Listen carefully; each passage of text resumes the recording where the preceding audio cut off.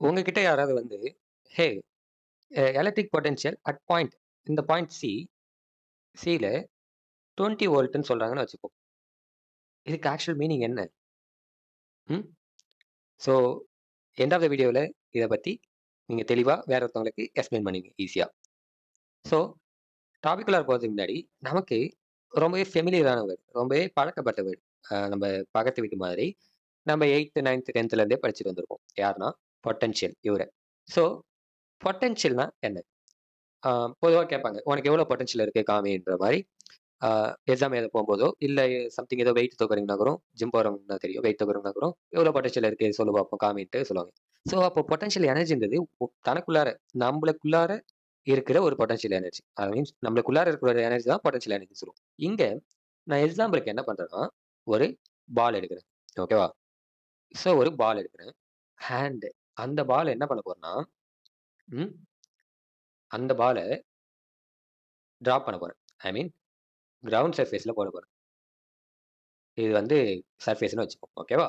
So, அப்போ இந்த சர்ஃபேஸ்ல இந்த பால் வந்து இங்க விழப்போகுது.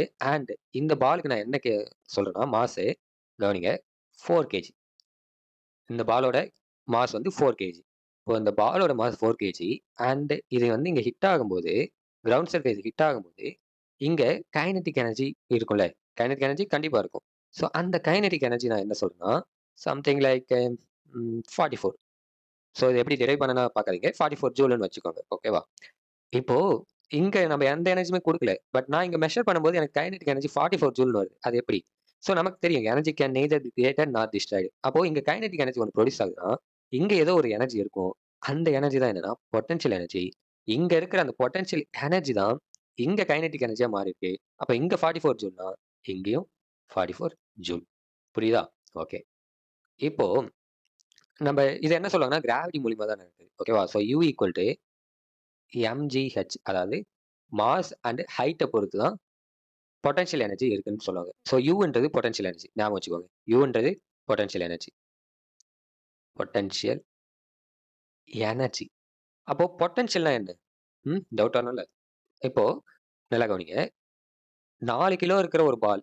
4 கிலோ இருக்கிற ஒரு அயர்ன் பால். ஏன்னா பால்ன்றப்போ 4 கிலோ யோசிக்க முடியாது. அயர்ன் பால் வச்சுக்கோங்க. 4 கிலோ இருக்கிற அந்த அயர்ன் பாலுக்கு பொட்டன்ஷியல் எனர்ஜி 44 கேஜினா, அப்போ 1 கிலோக்கு எவ்வளோ இருக்கும்? பாஸ் பண்ணிட்டு யோசிங்க. கரெக்ட்டா சொல்றீங்களான்னு பார்ப்போம். யாஹ்! இன்கேஸ் நீங்க 1 கேஜின்னு சாரி 11 ஜூல்ன்னு சொல்லியிருந்தீங்கன்னா, நீங்க கரெக்ட். அப்போ 1 கேஜின்னு பார்க்கும்போது 11 ஜூல் இருக்கும். ரைட்டா? ஸோ இங்க எழுதுறேன். லைட்டா மேல போகுமா? போக முடியாதா? சரி. ஆ yeah! So 11 joule per KG. ஓகேவா? So 11 joule per KG which is equal to நான் என்ன சொல்றேன்னா, இந்த பாயிண்ட்ல மட்டும் எவ்வளோ பொட்டன்ஷியல் இருக்கும் அப்படின்னு கேட்டேன்னா, 11 ஜூல் பெர் கேஜி. ஸோ அத தான் நான் என்ன சொல்லுவேன்னா, பொட்டன்ஷியல் என்னுவேன். ஸோ அப்போ பொட்டன்ஷியல் எனர்ஜின்றப்போ டோட்டல் எனர்ஜி இருக்கு. ஓகேவா? இந்த டோட்டல் எனர்ஜில இருந்து பெர் கேஜிக்கு எவ்வளோ? ஃபார் எக்ஸாம்பிளுக்கு ஆ நீங்க ஒரு ஷாப் போறீங்க. ஐ மீன் கடை தெருவுக்கு போறீங்க. அங்க நோட்டீஸ் போர்டு மாரி ஒண்ணு வச்சிருப்பாங்க. கரெக்ட்டா? இல்லன்னா அந்த சோட்டா பீம்லாம் பார்த்தீங்கன்னா, சின்ன வயசுல டோலக்பூர் அதுல என்ன எழுதியிருப்பாங்கன்னா, அதுல ஹிந்தில எழுதியிருப்பாங்க. பட் நம்ப கன்சிடர் பண்ணிப்போம். ஸோ ₹100 பெர் கேஜின்னு இருக்குன்னு வச்சுக்குவோம். ஓகேவா? ஸோ அப்போ பெர் கேஜின்னு பார்க்கும்போது, இது என்ன மென்ஷன் பண்ணுது? ஒரு ஆப்பிள் இருக்குன்னு வச்சுப்போம். ஆப்பிள் ஷாப்ல இந்த போர்டு வச்சிருக்கேன். ஸோ 1 கிலோ ரூ. 100. ஓகேவா? ரூ. 100 1 கிலோ. ஓகேவா? அப்போ நான் 3 கிலோ வாங்கும்போது ரூ. 300 வரும். ரைட்டா? அப்போ இங்க நான் கேஜி இன்கிரீஸ் பண்ண எனக்கு பொட்டன்ஷியல் எனர்ஜி இன்கிரீஸ் ஆகுது. கரெக்ட்டா? ஸோ அதுதான் இங்க சொல்றாங்க. கேஜி இத இன்கிரீஸ் பண்ணேன். ஐ மீன் மாஸ் இன்கிரீஸ் பண்ணேன். பண்ணும்போது எனக்கு பொட்டன்ஷியல் எனர்ஜி யுவும் இன்கிரீஸ் ஆகுது. அப்ப யுனா பொட்டன்ஷியல் எனர்ஜி, வினா பொட்டன்ஷியல். ஸோ இந்த மேஜர் டிஃபரன்ஸ் உங்களுக்கு தெரியணும். பட் நாம இங்க என்ன பார்த்துட்டு வரோம்? இது நம்ம நார்மலா மேக்ரோஸ்கோபிக் வேர்ல்டுல யூஸ் பண்றது. கரெக்ட்டா? 4 கேஜி ஆஃப் அயர்ன் பால்ன்றது ரொம்பவே பெருசு. இப்போ மைக்ரோஸ்கோப்பிங் பார்க்கும்போது, அ ஆக்சுவலா கான்செப்ட் சின்னது பட் உங்களுக்கு இது டிஃபரன்ஸ் தெரியுன்றதுனால தான் இவ்வளோ சொல்றேன். இப்போ மைக்ரோஸ்கோப்பிங் பார்க்கும்போது நம்ம சார்ஜஸ பத்தி தான் இங்க படிச்சுட்டு இருக்கோம். Electrostatic potential and electrostatic potential energy. கரெக்ட்டா? ஸோ அப்போ சேம் இதே ப்ராசஸ் நான் என்ன பண்றேன்னா, இங்க ஒரு பெரிய சார்ஜஸ் இருக்குன்னு வச்சுக்கோங்க. பெரிய சார்ஜ். ஓகேவா? ஸோ இவர் வந்து ஒரு பெரிய பால்ன்னே கூட வச்சுப்போமே. ஸோ இந்த பெரிய பால் இருக்கு. அண்ட் இதுக்கான சார்ஜ் என்னன்னா நெகட்டிவ்ன்னு சொல்றேன். இதுக்கான சார்ஜ் நெகட்டிவ். இப்போ இன்னொரு குட்டி பால். ஐ மீன் அதே குட்டி பால் கூட வச்சுப்போம். ஓகேவா? ம். ஓகே. ஸோ ஒரு குட்டி பால் இருக்கு. இவனுக்கு என்னன்னா, ஃபுல் ஆஃப் பாசிட்டிவ் சார்ஜ். இவன் ஃபுல்லா பாசிட்டிவ் சார்ஜ். பட் இவனுக்கு எவ்வளோ சார்ஜ் இருக்குன்னா, சே ஃபார் எக்ஸாம்பிள் 10 வச்சுக்குமா? இல்ல வேணாம். 20 கூலும். 20 கூலம்ப் ஆஃப் சார்ஜ் இருக்கு. ஓகேவா? 20 கூலம்ப் ஆஃப் சார்ஜ் இருக்கு. இப்போ நமக்கே தெரியும். கம்பேரபிள் பார்க்கும்போது இங்க பாசிட்டிவ் கம்மியா இருக்கு, இங்க நெகட்டிவ் கம்மியா இருக்கு. ஸோ இது அட்ராக்ஷன் ஆகும். அட்ராக்ஷன் ஆகும். அப்படி அட்ராக்ஷன் ஆகும்போது டுவர்ட்ஸ் இத நோக்கி வருமா? அப்படி இத நோக்கி வந்துட்டதுக்கு அப்புறம், ஸோ இங்க கைனடிக் எனர்ஜி நான் என்ன சொல்றேன்னா, ஐ மீன் இந்த பால் இங்க நோக்கி கிட்ட வரும்போது, இந்த பாயிண்ட்ல கைனடிக் எனர்ஜி நான் என்ன சொல்றேன்னா, சே ஃபார் எக்ஸாம்பிள் 100 ஜூல்னு வச்சுப்போம். இந்த இந்த கைனடிக் எனர்ஜி இப்போ எங்கேருந்து வந்தது? நமக்கு தெரியும். இது ஆல்ரெடி ஸ்டோர்டு இன் திஸ் பால். இந்த ஸ்டோர்டு பொட்டன்ஷியல் எனர்ஜி தான் எனக்கு கைனடிக் எனர்ஜியா மாறி இருக்கு. அப்போ இது 100 ஜூல். ஓகேவா? And one more thing. இங்க நம்ம என்ன பார்த்தோம்னா, இந்த பாயிண்ட்ல தான் ஓகேவா? இந்த பாயிண்ட்ல தான் இவ்ளோ பொட்டன்ஷியல். ஓகேவா? ஸோ அப்போ அதே போல இந்த பாயிண்ட்ல இந்த பாயிண்ட்ல நான் பார்க்கும்போது, இங்க எவ்வளோ பொட்டன்ஷியல் இருக்கும்னு நான் கேட்கிறேன். இங்க எவ்வளோ பொட்டன்ஷியல் இருக்கும்? 20 கூலம்ப் ஆஃப் சார்ஜ்க்கு 100 ஜூல் இருக்கு. Potential energy. அப்போ 1 கூலம்ப் ஆஃப் சார்ஜ்க்கு எவ்வளோ இருக்கும்? ம். 1 கூலம்ப் ஆஃப் சார்ஜ்க்கு 100/20 எவ்வளோ? 5 ரைட்டா? அப்போ 5 ஜூல் பெர் கூலம்ப் ரைட்டா? ஸோ அத நான் என்ன சொல்லுவேன்னா, பொட்டன்ஷியல் எலக்ட்ரோஸ்டாட்டிக் பொட்டன்ஷியல். எலக்ட்ரோஸ்டாட்டிக்னா 2 சார்ஜ் நம்ம நிலைநிறுத்துறோம். ஐ மீன் ஸ்டாட்டிக்னா ஸ்டேபிளா ரைட்டா? இங்க இருக்கிற சார்ஜஸும் ஸ்டேபிளா இருக்கு. இங்க இருக்கிற சார்ஜஸும் ஸ்டேபிளா இருக்கு. அதுதான் நான் சொன்னேன். அந்த பாயிண்ட்ட நம்ம ஃபிக்ஸ்டா எடுக்கும்போது, இந்த பாயிண்ட்ல மட்டும் தான் நான் சொல்றேன். இந்த பாயிண்ட்ல எக்ஸாம்பிளுக்கு ஏன்னு வச்சுப்போம். ஸோ அட் பாயிண்ட் ஏ எவ்வளோ பொட்டன்ஷியல்னு கேட்டா 5 ஜூல் பெர் கூலம்ப். அதுவே எவ்வளோ பொட்டன்ஷியல் எனர்ஜி டோட்டலான்னு கேட்டா 100 ஜூல். ஸோ அப்போ பொட்டன்ஷியல் என்றது total potential energy per coulomb. ஓகேவா? அப்போ நான் இத எப்படி எழுதலாம்? Potential V equal to potential energy per unit coulomb. கரெக்ட்டா? Unit coulomb. கூலம்ப்ன்றது நம்ம எதுக்கு போடுவோம்? சார்ஜ்க்கு போடுவோம். என்ன மாரி சார்ஜ் எடுக்குறது. அப்ப சார்ஜ்ன்றப்போ Q. ஸோ அப்போ Q ஈக்குவல் டூ நான் என்னன்னு எழுதலாம்? Sorry. Potential energy equal to என்னன்னு எழுதலாம்? ஆ U ஈக்குவல் டூ VQன்னு எழுதலாம். ஓகேவா? ஸோ இதுதான் உங்களுக்கு கடைசியா நம்ம டிரைவ் பண்ற மாரி இருக்கும். பட் அங்க என்ன இருக்குன்னா, del U equal to Q dash del Vன்னு இருக்கும். Del U equal to Q dash del Vன்னு இருக்கும். அப்போ இந்த டெல் U டெல் Vன்னு இருக்குல்ல, இது என்னது? Potential difference. நம்ம பொட்டன்ஷியல் எனர்ஜினா என்னன்னு பார்த்துருவோம். பொட்டன்ஷியல்னா என்னன்னு பார்த்துருவோம். இப்போ பொட்டன்ஷியல் டிஃபரன்ஸ்னா என்னன்ட்டு பார்த்துட்டு, அதுக்கப்புறம் டாபிக் உள்ளார போவோம். ஓகேவா? ஸோ ரொம்பவே சிம்பிள் தான். பொட்டன்ஷியல் டிஃபரன்ஸ்னா ஒண்ணும் இல்ல. ஒரு ரெஃபரன்ஸ் பாயிண்ட் இருக்கும். அதாவது ஆ சிம்பிளா சொல்லணும்னா, ஒருத்தவங்க ரன்னிங் ரேஸ் போறாங்கன்னு வச்சுப்போம். ஒரு பாய் வந்து ரன்னிங் ரேஸ் போறான். அவன் என்ன பண்ணிட்டான்னா, ஃபினிஷிங் லைன ரீச் பண்ணிட்டான். ஓகேவா? ஃபினிஷிங் லைன ரீச் பண்ணிட்டான். ஐ மீன் ரன்னிங் ரேஸ் நெறைய பேர் போறாங்க. ஃபினிஷிங் லைன ரீச் பண்ணிட்டான். பட் அவன் ஃபர்ஸ்ட்டா, செகண்டா, தேர்டான்றது நம்ம கம்பேர் பண்ணா தானே தெரியும். கரெக்ட்டா? ஸோ அதே போல பொட்டன்ஷியல் டிஃபரன்ஸ்ன்றது என்னன்னா, எந்த பொட்டன்ஷியல் ஐ மீன் இந்த பால் இருக்கா? இல்ல இங்க கூட வச்சுக்கோங்க. சார்ஜ் இருக்கா? இந்த பாயிண்ட் ஏவுல பார்க்கும்போது தான் 5 ஜூல் பெர் கூலம்ப். அந்த பாயிண்ட் ஏ இங்க வரும்போது தான். ஏன்னா இங்க வரும்போது கைனடிக் எனர்ஜி 100. இன் கேஸ் நான் இங்க ஒரு இது வச்சுட்டேன்னு வச்சுக்கோங்க. ஒரு டேபிள் இருக்கு. ஸோ இப்ப பார்க்கும்போது இந்த பாயிண்ட் நான் Pன்னு எடுத்தா, இந்த பாயிண்ட் நான் Pன்னு எடுத்தா, அ Pன்னு எடுத்தா, இங்க ஐ மீன் ஹைட்ட பொறுத்து தான் பொட்டன்ஷியல் எனர்ஜி இருக்குன்னு நம்ம ஆல்ரெடி டிஸ்கஸ் பண்ணிட்டோம். U equal to mg h. அப்ப இங்க வந்து ஹைட்ட பாதி ஆக்குது. அப்ப இங்க K வந்து நான் என்னவா ஆக்குறேன்? 50 ஜூல் ஆக்குறேன். ரைட்டா? So K equal to 50 joule ஆகுது. அப்ப இங்க K கைனடிக் எனர்ஜி 50 ஜூல்னா, potential energy 50 joule. Potential energy 50 ஜூல்னா, ஆ 20 கூலம்ப் தான். பட் சார்ஜ் மாறல. 20 கூலம்ப் தான். அப்ப 20 கூலம்ப்ன்றப்போ இங்க என்ன வந்துரும்? 2.5 ஜூல் வந்துரும். ரைட்டா? ஸோ Vp ஈக்குவல் டூ இங்க அதுவா? So Vp equal to 2.5 joule. So அப்போ நான் ஒரு ஒரு பாயிண்ட்டையும் மாத்த ஓகேவா? ஸோ ஒரு ஒரு பாயிண்ட்டையுமே மாத்த எனக்கு என்ன ஆகுதுன்னா, பொட்டன்ஷியல் சேஞ்ச் ஆகுது. But charge remains same. But potential change ஆகுது. இங்க 2.5 வந்திருக்கு. இங்க 5 ஜூல்ன்னு இருக்கு. ஓகேவா? நெக்ஸ்ட் இப்போ இன்னொரு எக்ஸாம்பிள் கிட்ட போவோம். ஓகேவா? மேத்ஸ்ல நம்ம சின்ன வயசுல இருந்து என்ன படிச்சுட்டு வந்தோம்னா, time line. Time line means இப்போ இப்போ ஒரு இது இருக்குன்னு வச்சுப்போம். ஓகேவா? ஓகே. அண்ட் 0, 1, 2, 3 போடுவோம்ல. அதுதான். வேற ஒண்ணும் இல்ல. So 0 and 1, 2, 3, 4, 5. ஓகேவா? ஸோ சென்டிமீட்டர் கணக்குல இருக்கு. நான் கொஞ்சம் வேற கீழ இருக்கிறேன். அப்ப நம்ம மேல போய்க்குவோம். ஓகே. ஸோ இப்போ நான் இந்த பாயிண்ட் என்ன சொல்றேன்னா, இந்த பாயிண்ட் வந்து Bன்னு சொல்றேன். இந்த பாயிண்ட் என்ன சொல்றேன்னா, Bன்னு சொல்றேன். ஆர் அந்த பாயிண்ட் நான் வந்து என்ன இருக்கு அங்க ஆக்சுவலா 5 சென்டிமீட்டர் இருக்கு. ரைட்டா? 5 சென்டிமீட்டர் இருக்கு. இந்த பாயிண்ட் என்ன சொல்றேன்னா, Bன்னு சொல்றேன். ஓகேவா? ஸோ நான் இங்க இங்க எழுதலாம். இந்த பாயிண்ட்ட வந்து நான் என்னவா எழுதலாம்னா, A equal to 5 centimetre plus B. I mean reference point பின்னு இருக்கும்போது நான் ஏ ஈக்குவல் இந்த பாயிண்ட் ஏவா கன்சிடர் பண்ணா ஏ ஈக்குவல் 5 சென்டிமீட்டர் பிளஸ் பின்னு எழுதலாமா? எஸ் எழுதலாம். ஏன்னா ஏ ஈக்குவல் அப்போ 5 சென்டிமீட்டர், பி இருக்கிற இடத்துல என்ன இருக்கு 0 சென்டிமீட்டர் ரைட்டா? அப்போ ஏ ஈக்குவல் 5 சென்டிமீட்டர். ஓகேவா? அப்போ நம்ம எடுக்கிற பாயிண்ட் நம்ம எடுக்கிற ரெஃபரன்ஸ் பாயிண்ட்டை விட அதிகமாக தான் இருக்கும். ஓகேவா? சம்திங் இப்போ 10 எடுக்கிறேன்னு வச்சுக்கோ. ரெஃபரன்ஸ் பாயிண்ட் 10 சென்டிமீட்டர் எடுக்கிறேன்னு வச்சுக்கோங்க. அதான் முக்கியம் reference. Reference okay. So reference point 10 centimetre எடுக்கிறேன்னா இப்போ அதே பாயிண்ட் ஏவில் என்ன ஆகும்? இது 15 சென்டிமீட்டர் ஆகிடும். கரெக்டா? ஸோ அப்போ நான் என்னோட ஆக்சுவல் பாயிண்டோட ரெஃபரன்ஸ் பாயிண்ட் எப்பவுமே கம்மியாக தான் இருக்கும். அப்போ ஆக்சுவல் பாயிண்ட் கூட நான் என்ன எழுதலாம்? ஏ ஈக்குவல் 5 சென்டிமீட்டர் பிளஸ் பின்னு எழுதலாமா? அப்படியே கொஞ்சம் மேலே போங்க. இதே கான்செப்டை நான் இங்கே சப்ஸ்டிட் பண்ணுறேன். சரி, நம்ம இந்த விஏவே கூட எடுத்துப்போம். நான் இங்கே எழுதுறேன். கவனிங்க. விஏ ஈக்குவல் நான் இப்போ என்ன எழுதலாம்னா 5 ஜூல்